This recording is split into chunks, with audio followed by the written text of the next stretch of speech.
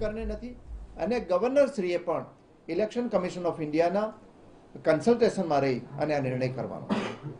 એટલે રાજ્ય સરકારે જે પ્રયાસો કર્યા હતા એમાં એ નિષ્ફળ નીવડી છે અને એનું જે કાવતરું હતું કે બધી જ સંસ્થાઓનો દુરુપયોગ કરીને પેટા ચૂંટણી જાહેર કરાવીને કોંગ્રેસના ચૂંટાયેલા 30,000 મતની લીડથી ચૂંટાયેલા ભગવાનભાઈ બારડનું જે સભ્યપદ રદ કરીને ચૂંટણી જાહેર કરવાની જેની એની મંશા હતી એના ઉપર પાણી ફરી વળ્યું છે અને અમને આખરે ન્યાય પડ્યો છે. એટલી બધી ઉતાવળ હતી કે ભારતીય જનતા પાર્ટીએ તો એ સીટ માટેના ઉમેદવાર પણ જાહેર કરી દીધા હતા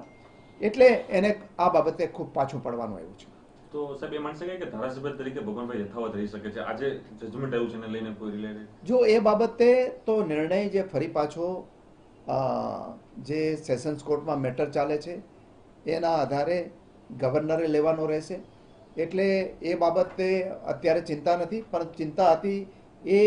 કાયમી ધોરણે ભગવાનભાઈને નુકસાન જે જવાનું હતું, કોંગ્રેસ પક્ષને નુકસાન જવાનું હતું અને લોકોના ચુકાદાને જે ફેરવવાની વાત હતી કે ચૂંટણી કરવાની, એ ચૂંટણી પ્રક્રિયા ઉપર આજે સ્ટે આવી ગયો છે. મોટી રાહત કોંગ્રેસ પાર્ટીને પણ મળી છે અને સાથે જ જે ભગાભાઈને પણ મળી છે, એના સમર્થકોને પણ મળી છે. ચોક્કસપણે અમારી જે કાનૂની લડાઈ હતી એને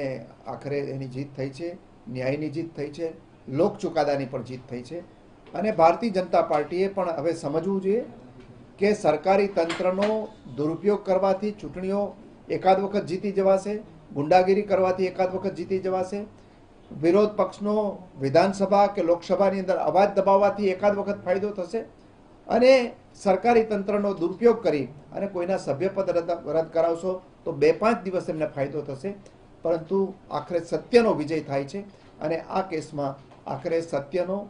ન્યાયનો અને બંધારણનો વિજય થયો છે. હાર્દિક પટેલ પણ ચૂંટણી નથી લડી શકતા, સુપ્રીમ કોર્ટમાં જશે કે કેમ અને કોંગ્રેસ કઈ રીતે જુએ છે હાર્દિક પટેલને ચૂંટણી ના લડવો? એ બાબત અત્યારે જે છે સુપ્રીમ કોર્ટમાં જવા બાબતની તૈયારીઓ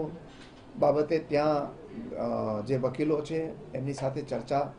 થઈ છે અને એ બાબતે જરૂરી કાર્યવાહી આગળ ઉપર થશે. હવે ભગવાન બારડનું આગળ ફ્યુચરમાં શું રહેશે? હવે ભગવાન બારડનું મતલબ પ્રક્રિયા શું રહેશે આ ચૂંટણીને લઈને અથવા તો કોંગ્રેસ ક્યાં જશે? હા, પેટા ચૂંટણી છે તેને હાલની તકે તો આ જે નિર્ણય થયો છે એને કારણે ચૂંટણી રદ કરવામાં આવી છે. અત્યારે સુપ્રીમ જે ગુજરાત હાઈકોર્ટે જે સૂચન કર્યું છે એ પ્રમાણે જે કન્વિક્શન સ્ટે કર્યો હતો ડિસ્ટ્રિક્ટ કોર્ટે, એ સ્ટેમાં કારણો નહોતા અપાયા, એ કારણો સહિત ચુકાદો આપવાનું કહ્યું છે. એટલે હવે એની જે પ્રક્રિયા છે એ